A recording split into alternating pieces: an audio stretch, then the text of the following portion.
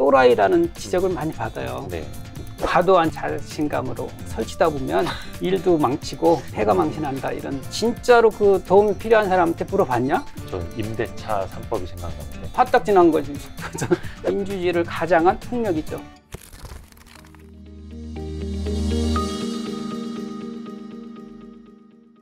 그 말씀인 즉슨 국민들이 정치에 관심을 가져야 하고 목소리를 내야 하고 반대편 목소리도 들을 줄 알아야 되고 그렇죠. 한다 그런 뜻이고. 왜 그러냐면 네.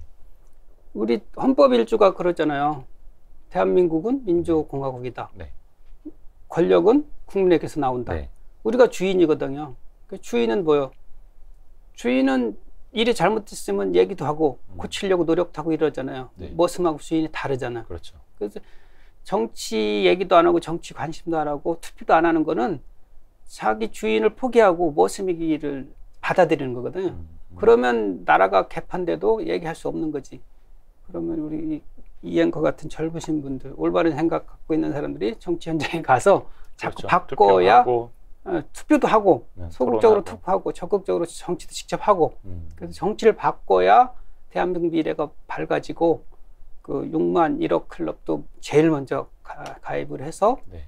이 세계를 리드하는 그 옛날에 당군조선이나 고구려나 이런 그 우리도 대제국을 경영했던 시기가 있었잖아요. 네, 네, 네. 지금은 저렇게 군사적으로 하는 시대는 아니지만 경제적으로나 사상적으로나 우리 그리고 또 1443년에 만든 이 한글이라는 엄청나게 과학적인 세계에서 유일무이한 네. 이런 글이 있잖아요. 네. 이런 거를 융합시키면 충분히 할 수 있지 않을까.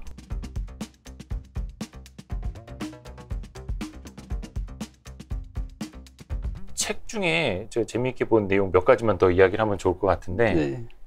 헤엄을 잘 치는 말이 급류에 익사한다 네. 라는 표현이 있더라고요. 네. 그거는 실질적으로 네. 홍수가 져서 물에 떠내려가는 때. 말이나 소를 보면 네.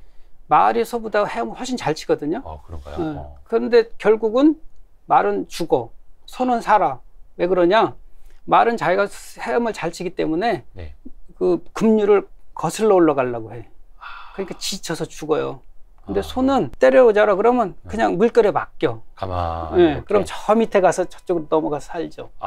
그래서 내가 좀 뭐 안다, 자신 있다 그래가지고 과도한 자신감으로 설치다 보면 일도 망치고 패가 망신한다 이런 뜻으로. 그 책이 이런 식으로 좀 쉽게 경제학을 풀이해 주신 게 있는데 뭐 동물에 빗댄 그 비유들도 많더라고요. 그래서 또 뭐 거북이에게 물어봐라라는 그런 네. 비유도 있더라고요.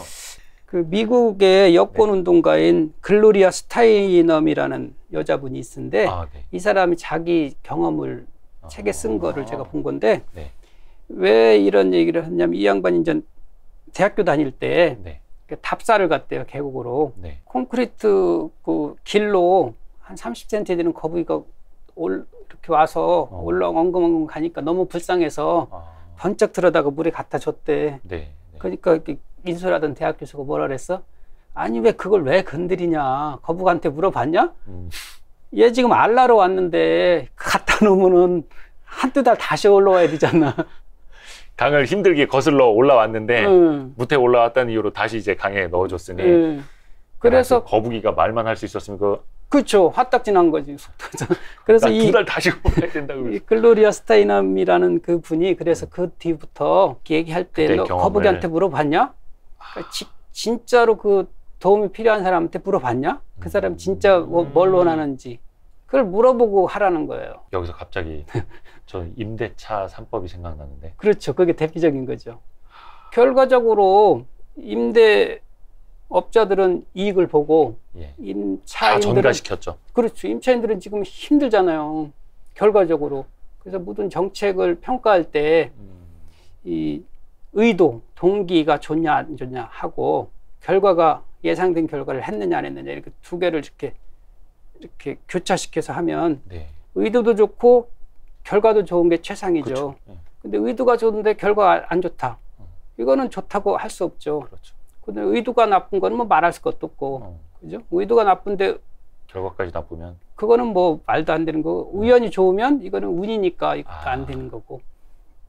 그러니까 항상 의도가 좋다고 결과가 좋은 건 아니니까 제발 거북이한테 좀 물어보고 물어봐라. 상당히 인상적이었어요, 그 말이. 임대차 3법 막 준비하고 통과시킬 때도 언론에서는 이거 분명히 전가시킨다. 그럼 결국은 그 임차인들에게 피해가 돌아갈 거다라고 경고를 했습니다만 결국은 밀어붙였고 그 피해를 고스란히 이제 집없는 분들이 다 떠안고 계시는 거라 정책을 만드는 사람들이 너무 1차원적인 건가 아니면 알면서도 저러는 건가 싶기도 하고 막 그런 그 민주주의는 사실은 대화와 타협이거든요. 그쵸. 그 다수결은 그렇게 하다가 정 안 되고 결국 결정해야 될 시기가 오잖아요. 네. 그때 할 수 없이 하는 게 다수결인데 이거는 수가 좀 많다고 그 토론 과정을 생략하고 그냥 수로 밀어붙이는 거 이건 민주주의 아니죠. 민주주의를 가장한 폭력이죠. 이 경제는 어느 정도는 상당히 합리적이기 때문에 무리하게 한 정책은 항상 무리한 결과를 가져올 수밖에 없다. 그 이 책 내용에 잠깐 나오는 게 그 공자님의 말씀을 좀 많이 인용을 하신 게 네. 있더라고요. 예. 그래서 우리는 그 보이지 않는 손, 그러니까 지금 이제 자본주의 아주 기본 원리를 이야기한 아담 스미스, 1770년쯤 됐던가? 76년. 76년. 와, 정확하게 기억을 하시네요. 경제학자잖아요. 아, 예. 그래서 아담 스미스가 처음에 그 보이지 않는 손에 의해서 경제는 돌아간다라고 이야기한 줄 알았는데 그게 공자님이 그 훨씬 전에 2500년 전에. 이야기를 하셨다고요? 네. 뜬금없이 드리는 말씀이 아니고 네. 서양에서는 이미 어느 정도 네. 이렇게 인정된 학설이에요. 서양에서도 공자님의 그럼요. 말씀을 서양에서 그 유교를 예. 우리보다 훨씬 잘 알아요. 아, 그래요? 네, 우리가 아는 유교는 공자가 아니라 네네네. 주의 성리학이거든. 그 주의 성리학 때문에 조선이 망한 거거든. 아, 공자를 버리고 주의 성리학을 해서. 예. 그래서 우리나라 주자 하는데 주자는 무슨 주자야? 주의죠. 공자의 대표적인 그 한 거가 이제 논어잖아요. 네. 제자들이 그 공자가 하신 말씀을 이렇게 한 게 논어고 네. 공자가 직접 쓴 게 이제 주역이나 시경이나 그 서경 이런 얘기가 이런 게 있고 또 제자가 쓴 대학, 중용 이런 게 있는데 네.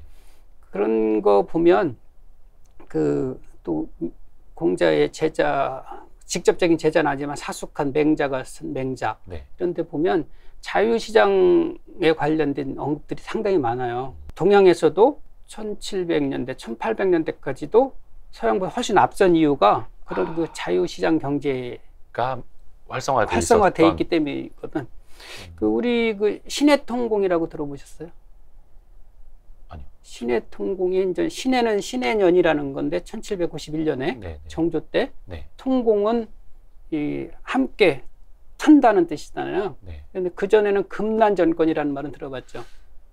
여러분, 제가 무식한 것도 있지만 정말 유식하신 겁니다. 이 격차가 너무 나죠. 예. 그 시전이라고 옛날에 유기전이라 해가지고 네. 그 독점권이 있었거든 유기에. 독점권 없애고 다 튼 거예요. 1791년에 우리 조선 정주가 자유시장 경제잖아.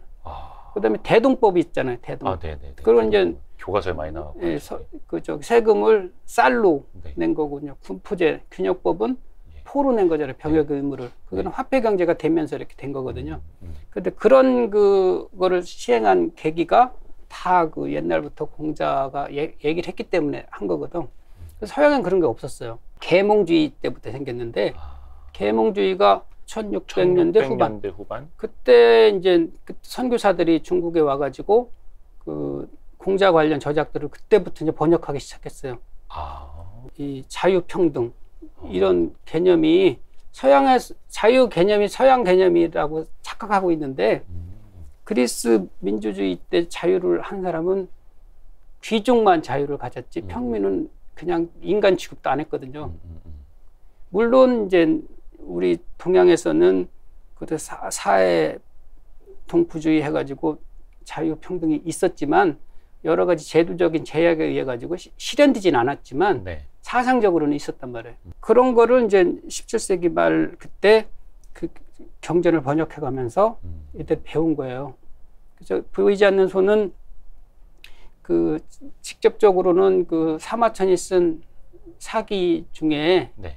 화식열전이라고 있는데 그 화식열전은 어떻게 하면 돈을 잘 벌지 돈을 번 사람들이 이야기 열전은 사람 얘기잖아요.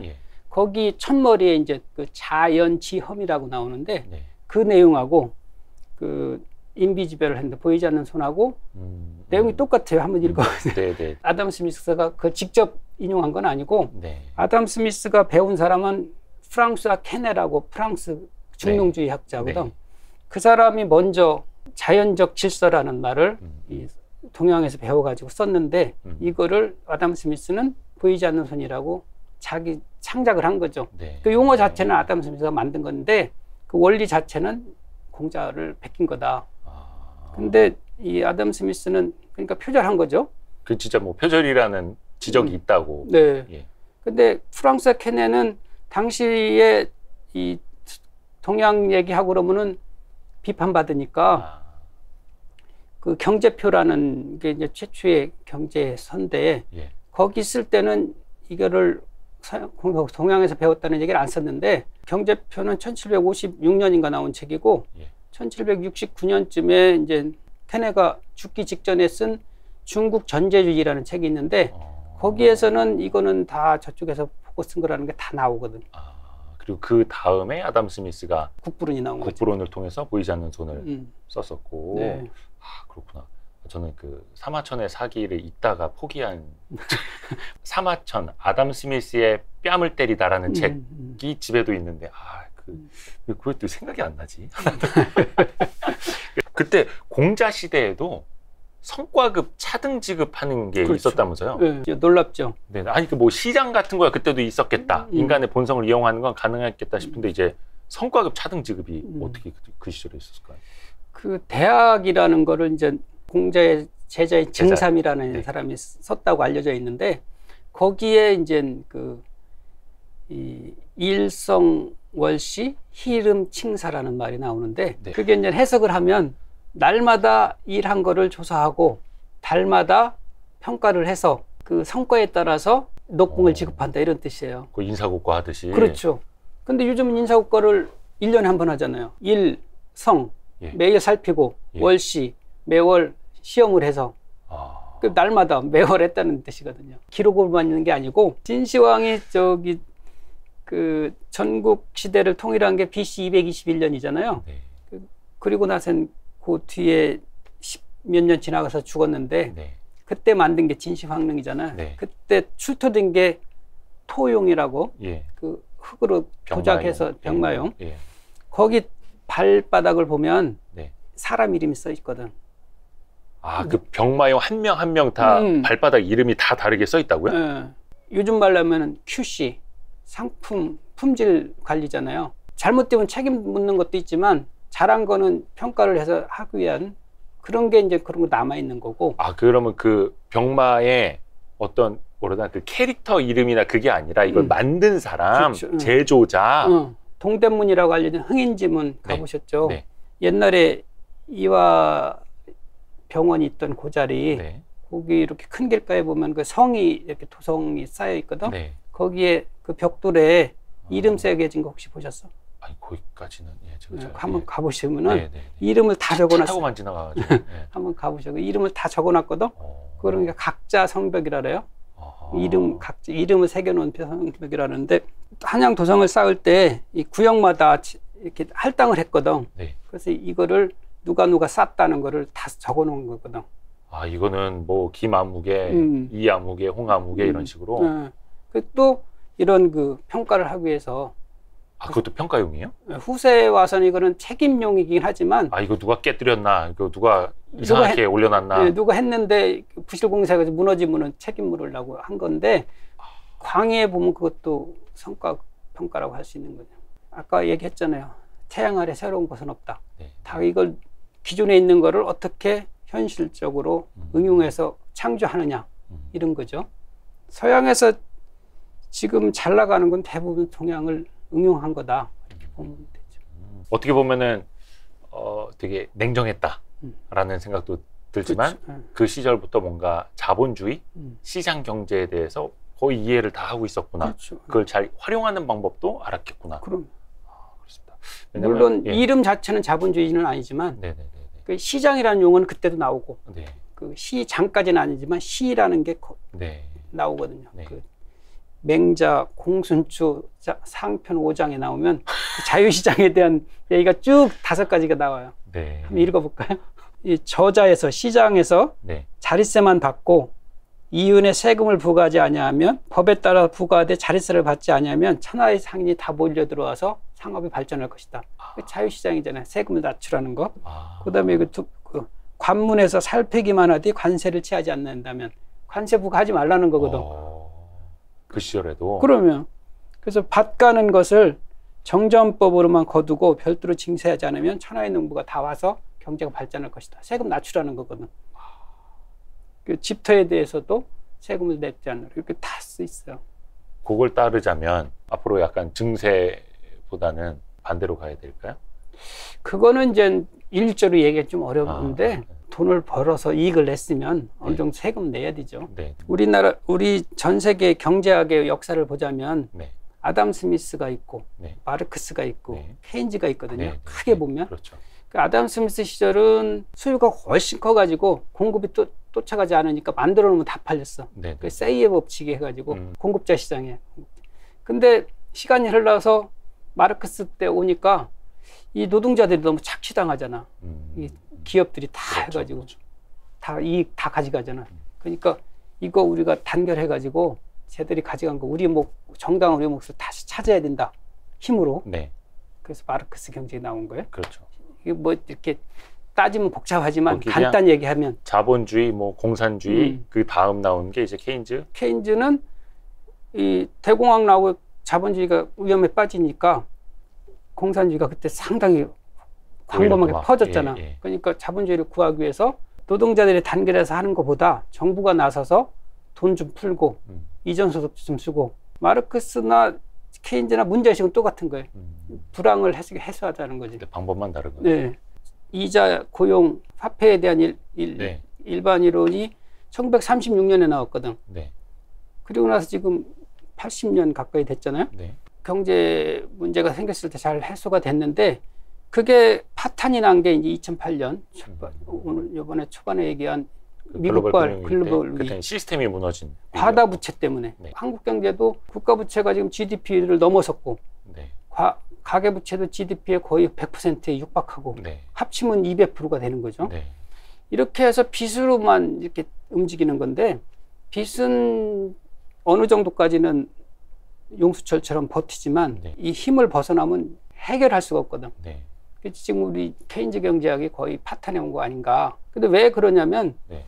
사람이 뭘 만들어서 쓰는 게 이제 원활히 돌아가야 경제가 원활히 돌아가는 건데 네. 생산한 걸 모든 사람이 거의 고르게 하면은 다 소비를 하는데 네. 생산의 일부분이 특정 계층에 집중이 되면 이 많은 사람들은 소비를 하고 싶어도 못하고 이 사람들은 소비 능력이 남아돌아서 소비가 안 되고 네. 결과론적으로 과잉 생산이 항상 남게 돼요. 소득 분배가 양극화되고 이러면 불황이 필연적으로 오는 거죠. 네. 그게 일시적일 때는 케인즈처럼 돈 풀면 되는데 이렇게 부채가 이 정도 되면 이제 안 되는 거죠.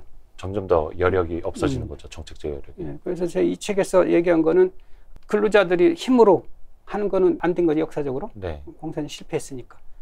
케인즈 경제학 부채 공학으로 됐으니까 이익을 많이 갖고 있는 사람들이 자발적으로 해줘서 유유수유를 만들어주는 시스템을 만들자는 게 제 아이디어인데 네. 이게 쉽지 않죠. 아유, 어렵죠. 가진 어렵죠. 걸 누가 내놓겠어요?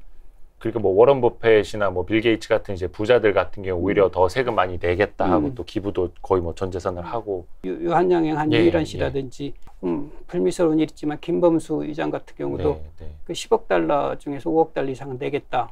그다음에 우아한 형제 그 김누구 회장도 김봉진 예, 그분도 대표. 거기 하겠다 이렇게 했잖아요. 네. 일부적으로 하는 게 아니라 네. 그런 시스템을 좀 만들어서 어차피 이렇게 양극화로 가면 여기가 그렇죠. 살 수가 없잖아요.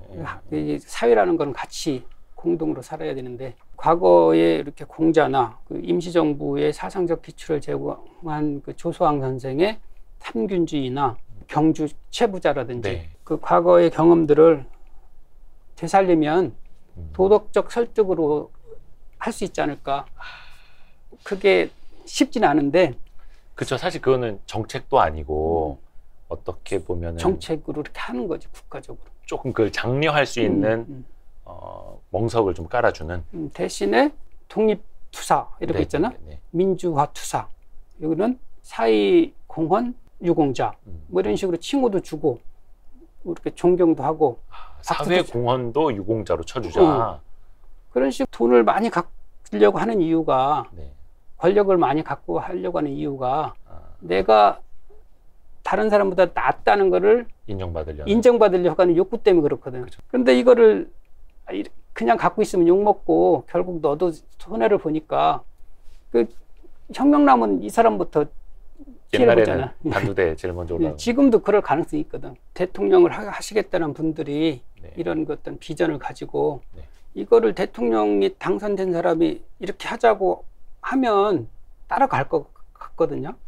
근데 그 우리나라에서는 사실은 정치인들이 막 앞장서서 하거나 이러면 같이 그냥 사진을 찍는 정도. 그러니까. 아니면은 멱살은 못 잡고 약간 허리춤 잡아갖고 이렇게 땡기는 그 전시 행정. 또 그렇게 보일 수도 있단 말이죠. 그거는 이제는 지금까지 그렇게 했는데 예. 그렇지 말고 전반적으로 수면 위로 올려버리자. 수면 위로 올려서. 그것도 아이디어네. 오죽하면은 그러겠느냐. 그렇지. 아니면은 또 일각에서는 진짜 무슨 정책이 그렇게 없어서 대선 주자들이 그런 정책을 들고 나와야 되는 이럴 수도 있겠습니다만 말 그대로 케인즈가 일반이론 마지막에 뭐라고 썼느냐면 네.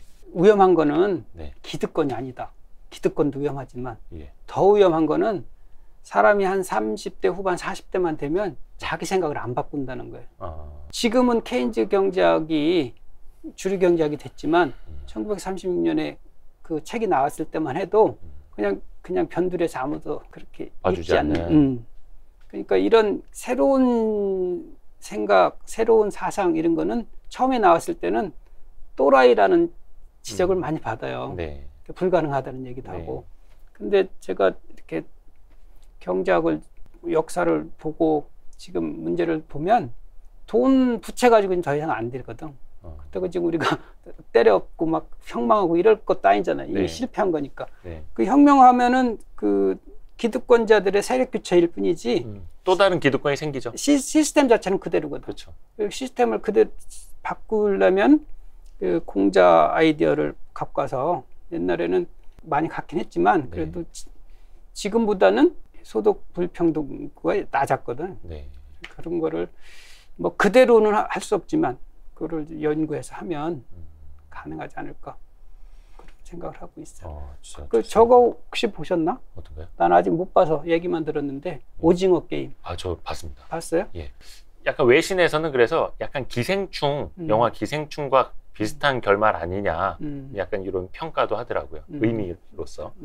네. 근데 그런 그 자기 의미를 찾기, 인정받기 하는 거 같은 선상에서 보면 도덕적 설득에 의한 자발적 사회 환원 이거가 그렇게 불가능한 것도 아니다.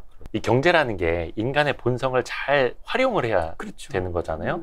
앞에서도 뭐 임대차 3법 이야기했고 거북에게 물어보라라는 것도 이야기를 했습니다만 진짜 인정을 받으려는 욕구도 인간의 정말 최상단에 있는 본성이기 때문에 그걸 활용하는 것도 괜찮은 아이디어다라는 생각이 듭니다. 뭐 제가 감히 평론을 하자면 감사합니다. 와 오늘 진짜 장시간.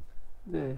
왜냐하면 제가 옛날부터 느꼈지만 2008년부터 느꼈지만 우리 홍찬선 국장하고 같이 식사를 하고 또 이제 많이 이야기를 하다 보면은 괜히 덤으로 똑똑해지는 기분이 드는 거예요. 예, 감사합니다. 그래서 제가 감히 뭐 책을 읽는다고 해도 따라갈 수 없는 지점에 계시긴 하는데 뭐 제가 읽은 책보다 쓰신 책이 더 많으시니까 책을 좀 많이 봐야죠. 그래서 덕분에 1시간 좀 넘는 시간에 정말 많은 걸 배웠습니다. 두서없이 그냥 얘기를 해가지고. 아니, 이런 게 더 재밌고요. 뭐 본론은 정말 그 알짜 내용은 20대 대통령을 위한 경제학 홍찬선 지음 요게 공감의 힘이라는 출판사를 통해서 나온 거니까 표지는 저희 대학 교재처럼 생겼지만 결코 내용은 그렇지 않다라는 거. 오늘 정말 먼 걸음 해주셔서 너무 감사하고요. 또 오랜만에 뵈서 너무 감사했습니다. 고맙습니다. 네, 감사합니다. 수고하셨습니다.